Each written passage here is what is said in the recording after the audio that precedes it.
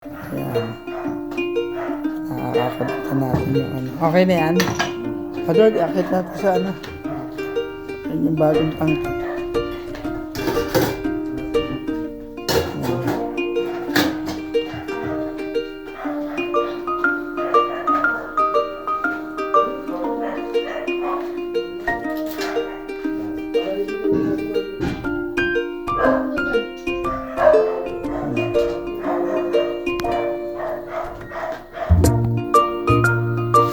Bubilya, kasi may ano yan eh. Bubilya. Meron. Yung bubilya lang. Sige. Thank you. Ah.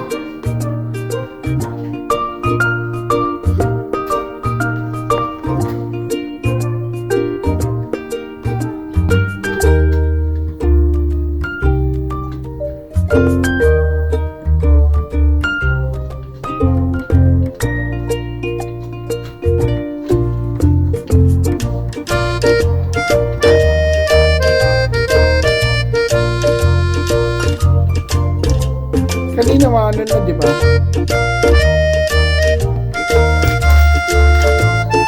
At least bago dumating sila, ano, okay na lahat yung kuryente rito.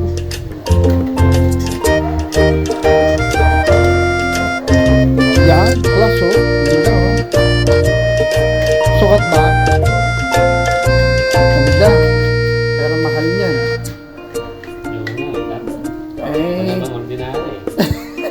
Ay, okay lang yun lang. Ano naman yan, pamatagalan kumbaga. Siyempre, wala no. May sumusubang pagda pare. Napaka-sweet naman natin pare. Hindi, naiya ka pa eh. Nagsusubuan ng french fries.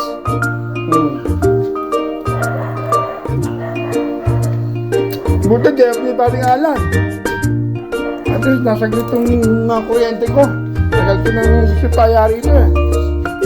Yan o. Diba? Sabi sa iyo eh.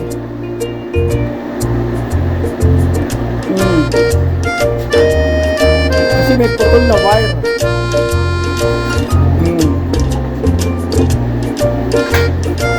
Yan.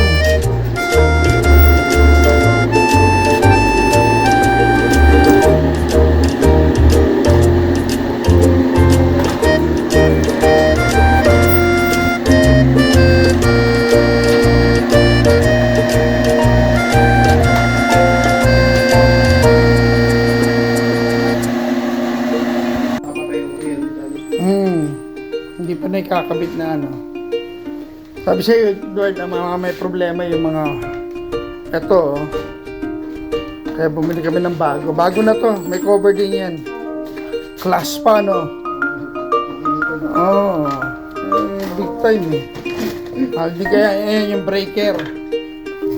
May ano rin yan, para kahit umuulan, hindi ka na ano dahil sure ball. Kahit na doon na natin ipwesto yan, hindi na nakakatakot dahil may ano. Pero mas maganda sa malapit kasi abot, hindi mo nabubuksan yung ano. Oo. Ayan, inaayos namin yung ano rito. Ayos lalagyan ng breaker ni Paringalan para sa motor ng tubig. Wala eh. Yung pumuntang tubero dito, pinagtatanggal, pinagpuputol lang eh. Ito, professional po to guys. Kung mga gusto magpagawa dyan at gusto nyo na sumabog yung bahay nyo, parang ano lang po ang expert dyan, magpapasabog ng bata. Ayan. Yeah!